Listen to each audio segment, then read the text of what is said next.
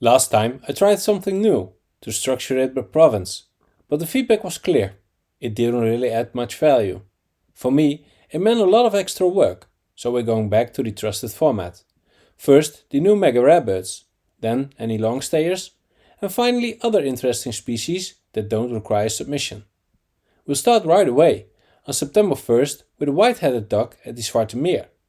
It was found by a member of the Gelderblom family, who was actually looking for a molting lesser scorp that had been seen there earlier.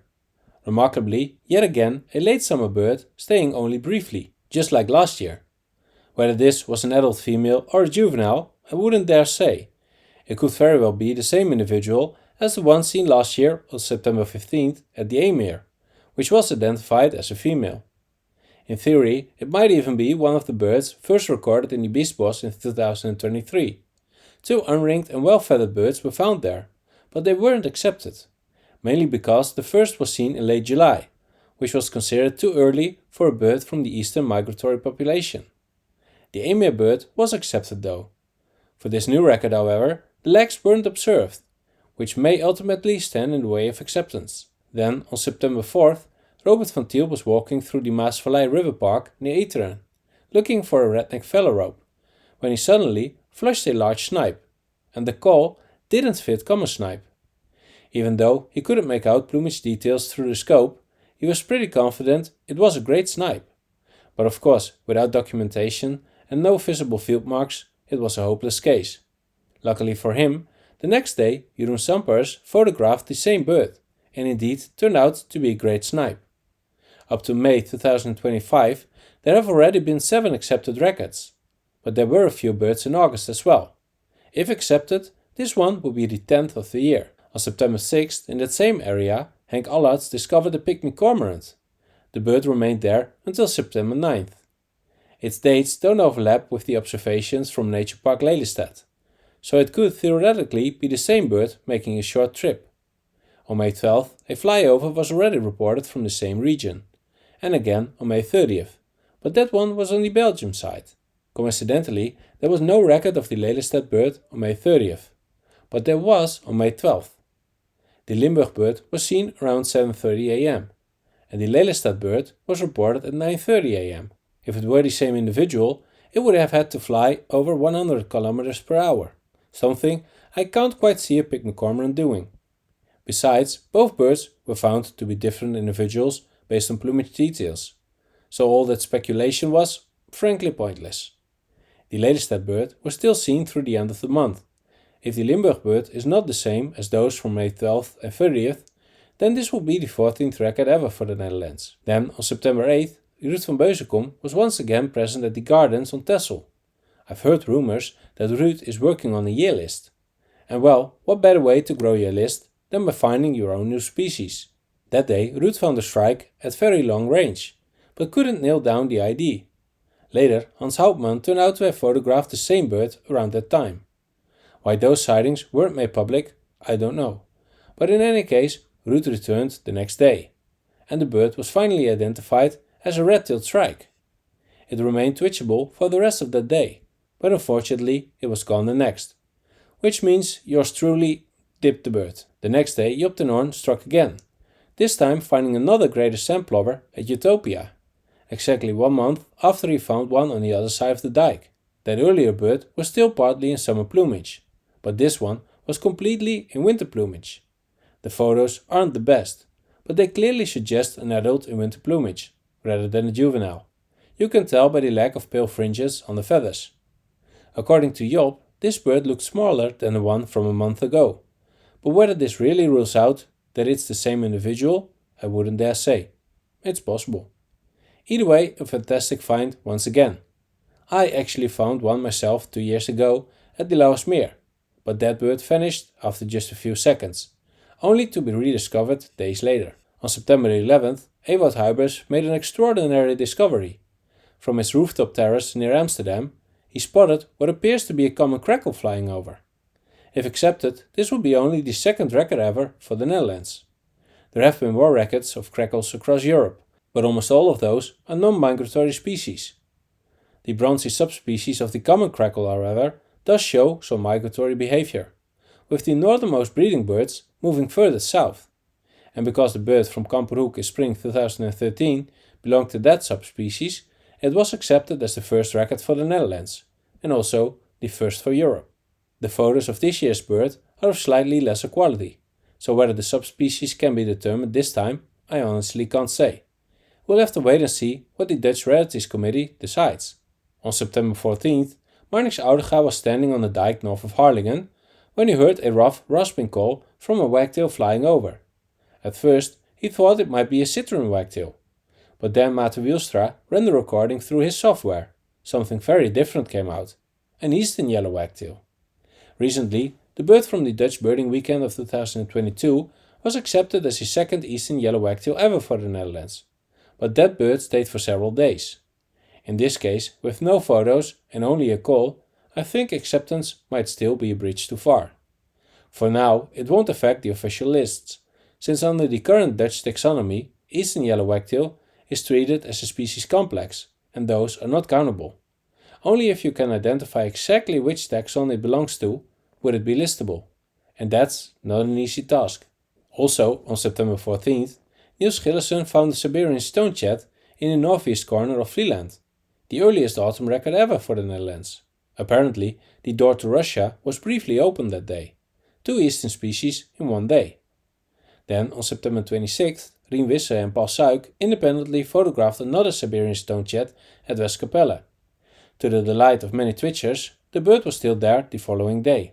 That makes this the 58th and 59th record for the country. Siberian stonechat is one of those species that's not that rare, but still rare enough to be a submission species.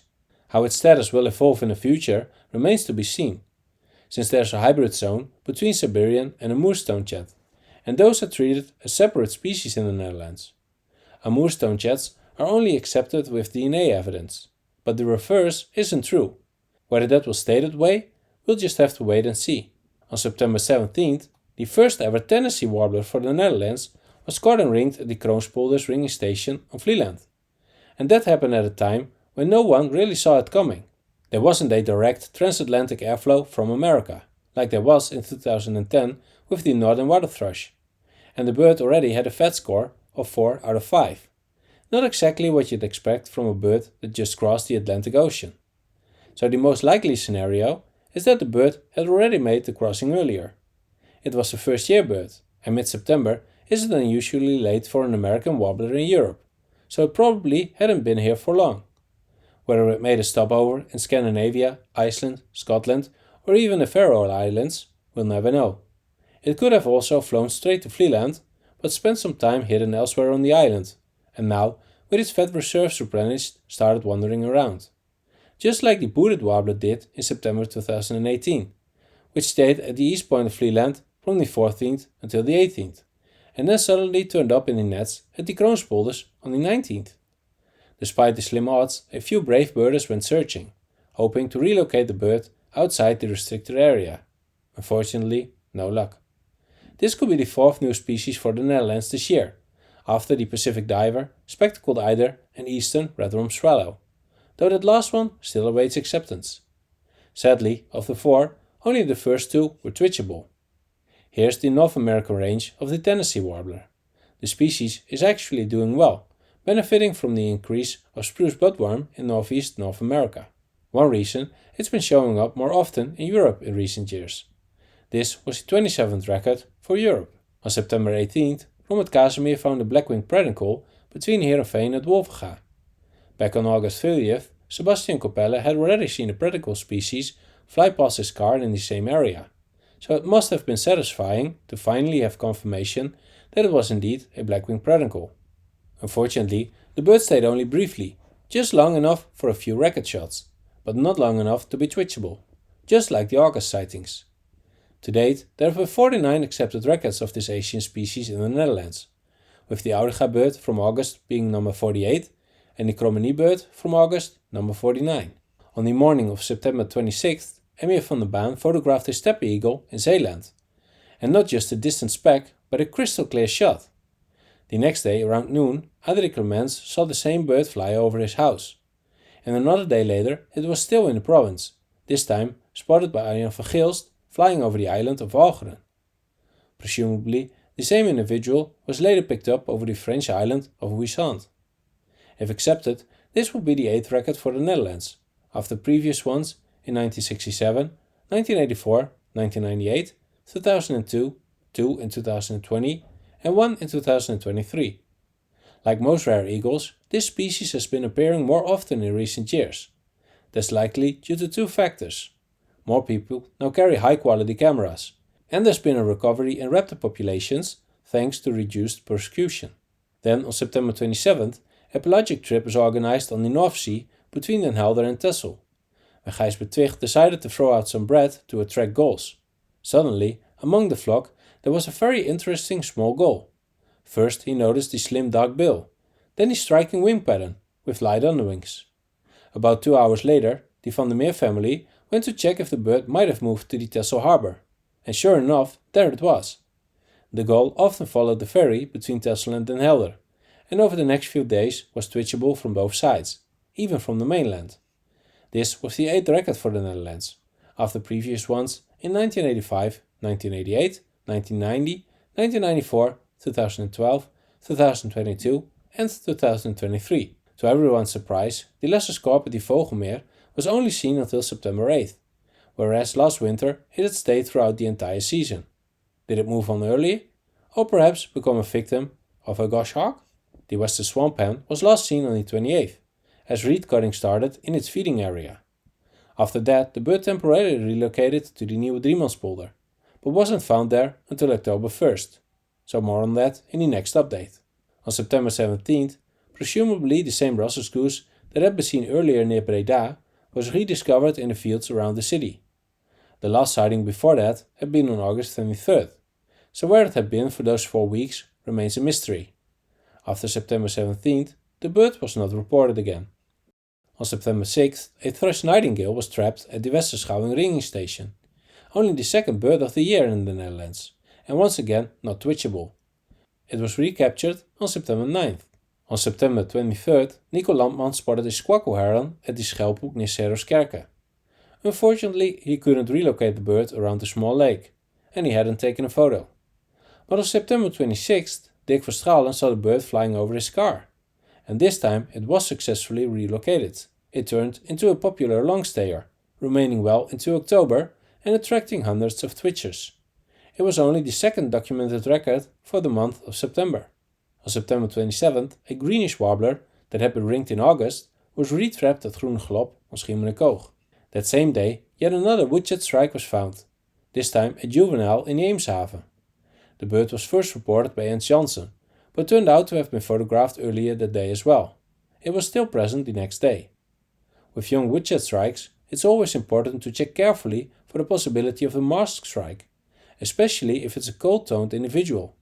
The key feature, a woodchat shrike's rump is pale, while that of a masked shrike is dark. And finally, on September 30th, Johan van der Vecht found a beautiful juvenile little crake at Dijkgatsweide, the 90th of 91st record for the country, depending on whether the 2 records seen in Northwest Overijssel this spring are treated as 1 or 2 cases. If you think late September is a bit late for the species, keep in mind that in 2021 one was still trapped on November 15th in the North Holland Dune Reserve. So keep checking those little rails, because surely one day we'll get that Sora from America, right? Thank you all for watching. Don't forget to subscribe and hit the like button. Until next time.